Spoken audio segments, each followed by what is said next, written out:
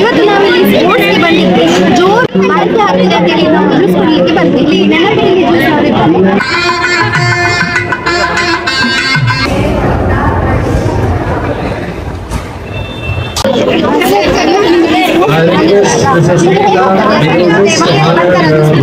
ತುಂಬಾ ಖುಷಿ ಆಗ್ತದೆ. ಯಾಕಂದ್ರೆ ನಮ್ಗೆ ಈಗ ಸ್ಪೋರ್ಟ್ಸ್ನಲ್ಲಿ ತುಂಬಾ ಇಲ್ಲಿ ಸ್ಟೂಡೆಂಟ್ ಇದ್ದಾರೆ.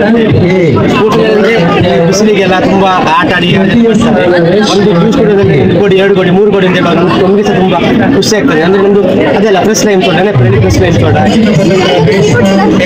ಅಂತ ಹೇಳಿದ್ರೆ ನಮ್ಗೀಗ ಹೇಗೆ ಫ್ರೀ ಕೊಟ್ರೆ ನಾವು ಶಾಲೆಯಿಂದ ಆರ್ಡರ್ ತೆಕೊಂಡು ಶಾಲೆಗೆ ಮತ್ತೆ ಸ್ವಲ್ಪ ಅಂದ್ರೆ ನಮ್ಮ ಅಲ್ಲಿ ಉಳಿದ ಶಾಲೆಗೆ ಕೊಡ್ತೇವೆ.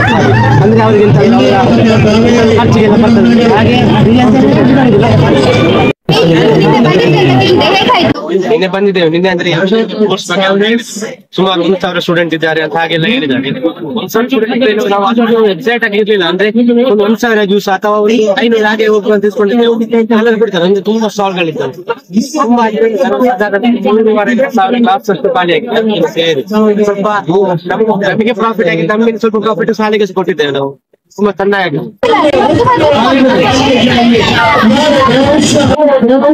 ಅದೇ ನಮ್ದು ಪರ್ಟಿಕ್ಯುಲರ್ ಆಗಿ ನಮ್ಮೊಟ್ಟಿಗೆ ನಮ್ಮದು ಫ್ರೆಂಡ್ ಇದ್ದಾರೆ. ಅವರು ಕ್ರಿಸ್ಟಿಯರ್ ಅದೇ ರಾಜು ಬೇರೆ ಮಾಡ್ತಾ ಇದ್ದಾರೆ. ನಾವು ಸೇರಿ ಒಟ್ಟಿಗೆ ಒಂದು ಶಾಲೆ ಅಥವಾ ಎಷ್ಟು ಆರ್ಡರ್ ಈಗ ಆರ್ಡರ್ ಕೆಲವು ಸೀಸನ್ ಅಲ್ಲಿ ಈಗ 6 to 7 ಹಾಗೆಲ್ಲ ಬರ್ತದೆ. ಅಂದ್ರೆ ನಮ್ಮ ಹತ್ರ ಮಿಕ್ಸಿನ್ ಸ್ಟಾಲ್ ಅದೆಲ್ಲ ಎಲ್ಲ ರೆಡಿ ಉಂಟು.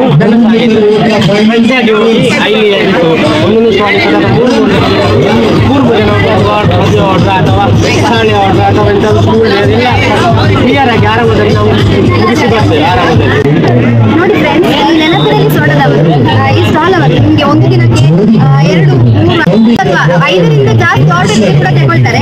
ಹಾಗೆ ಅವರು ಒಂದು ಸ್ಟಾಲ್ ಅಲ್ಲಿ 3 ಜನ ಹಾಗೆಲ್ಲ ಇಟ್ಟು ಸರ್ವಿಸ್ ಅವ್ರದ್ದು ಚೆನ್ನಾಗಿದೆ. ತುಂಬಾ ನೀಟಾಗಿ ತುಂಬಾ ಕ್ಲೀನ್ ಆಗಿದೆ. ನಿಮ್ಗೆ ಯಾರಿಗಾದ್ರೂ ಬೇಕಂತ ಇದ್ರೆ ನೀವು ಇವರಿಗೆ ಕಾಂಟ್ಯಾಕ್ಟ್ ಮಾಡ್ಬೋದು.